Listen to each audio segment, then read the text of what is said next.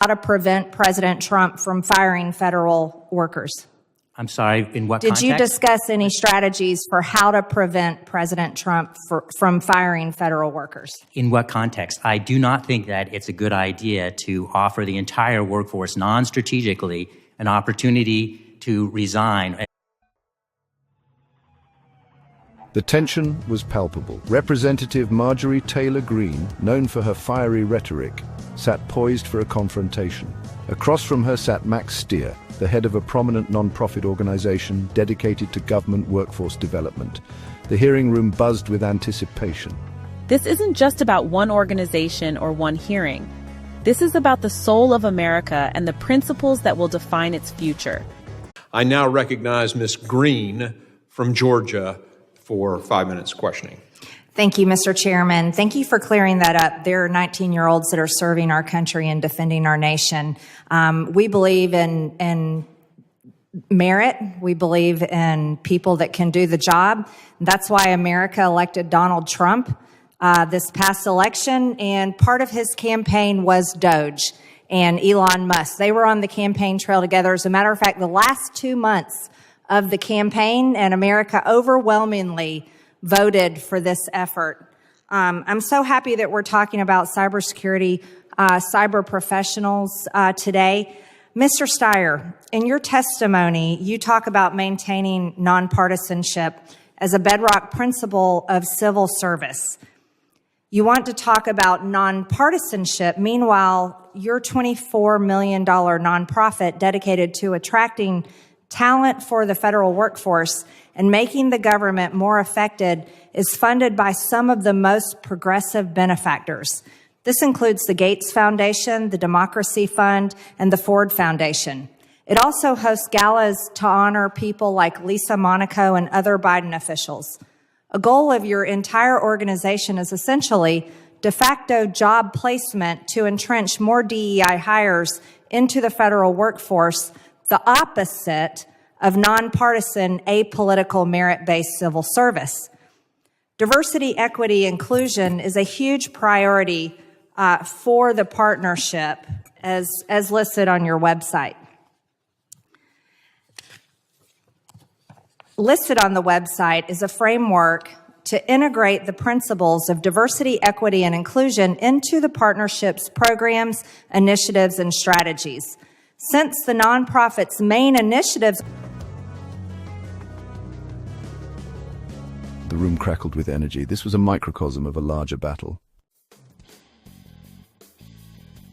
Greene, armed with research and fueled by conviction, didn't hold back. She accused Stier's organization of being a partisan player masquerading as a neutral entity. The nonprofit's funding from left-leaning organizations like the Gates and Ford Foundations exposes your true motives. It's about pushing a specific ideology, not about good governance. She didn't stop there. Your organization is actively working to undermine a potential second Trump administration, putting measures in place to prevent the dismissal of federal employees entrenched in a deep state bureaucracy. The accusations hung heavy in the air. Greene, with her characteristic bluntness, had struck a nerve. In advancing career development in the federal workforce, your nonprofit is aimed at infusing DEI, an inherently partisan practice, into the federal workforce. I worry about this, especially with regards to cybersecurity workforce, who needs high-quality, skill-based positions, such as those serving on Doge. Cybersecurity is extremely important. It shouldn't be about race. It shouldn't be about sexuality. It shouldn't be about identity. In your testimony, you also expressed concerns that President Trump's administration's recent actions and that they will counter democratic principles. Yet your unwritten goal of entrenching more woke employees into the swamp is the opposite of democratic principles. The Trump administration's actions are the embodiment of democratic principles. This is what the American people want. This is what they voted for. The American people overwhelmingly voted for President Trump in a decisive landslide victory to reform how our government operates. Most importantly, how the federal workforce operates. The mission of your partnership is building a better government and stronger democracy. Building a stronger democracy is allowing the will of the people to take effect, not actively working to oppose it. There have been multiple reports that you were in communication with the officials at the Biden administration prior to President Trump taking office. Is that true? We run the Center for Presidential Transition, so... Steer, facing the onslaught of accusations, remained calm. Our work is nonpartisan. We've served both Republican and Democratic administrations, facilitating smooth transitions of power and ensuring continuity in government.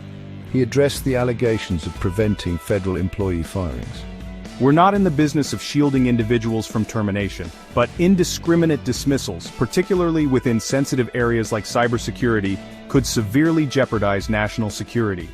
Steer's words resonated with a different segment of the audience who saw in his organization a vital institution ensuring the smooth functioning of government. The clash between Greene and Steer transcended a simple disagreement over hiring practices. It laid bare a fundamental divide in presidential transition. So we've helped the Trump campaign when they were trying to set up their transition operation in 2016. We've helped every administration set up right, both Republican and Democratic. Yes, we've been in contact with the Biden administration. We've had an open door to everybody.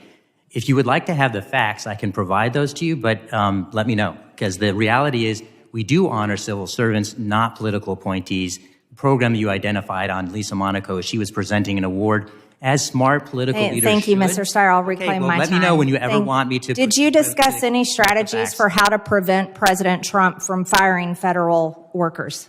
I'm sorry, in what context? Did you discuss any strategies for how to prevent President Trump from firing federal workers? In what context? I do not think that it's a good idea to offer the entire workforce non-strategically an opportunity to resign and to press them to do so because you're going to lose cybersecurity professionals that you don't want to lose. If you want DEI professionals, are you trying to stop President Trump's administration from firing DEI employees that you placed in the federal government? We are not engaged in trying to stop anyone from getting fired, but that's not the role we play. What we do say, though, is when civil servants, let me finish the answer. Well, Mr. Steyer, let me ask you one question. I have a few. Excuse me, Mr. Chairman, if I'm asked a question, do I get to answer it?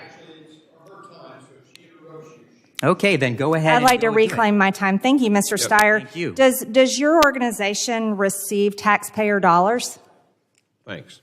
Do we receive taxpayer dollars? We provide services to the government, so we do receive taxpayer dollars. Right. I have $3.4 million right here from the American taxpayers. They're not interested in DEI, Mr. Steyer. They're interested in qualified people. Thank you, Mr. Chairman. I yield back. The gentlelady yields. I now American society.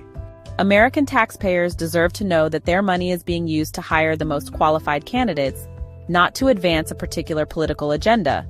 On one side stood those who championed meritocracy above all else, believing that the most qualified individuals, regardless of their background, should be awarded positions. On the other side stood those who argued that historical injustices and systemic inequalities necessitated a more proactive approach. DEI initiatives are essential to creating a more just and equitable society. The debate raged on. The hearing concluded, but the questions lingered. It remained to be seen how this battle over DEI meritocracy and the future of the federal workforce would unfold. One thing was certain, the stakes were incredibly high, with the very fabric of American society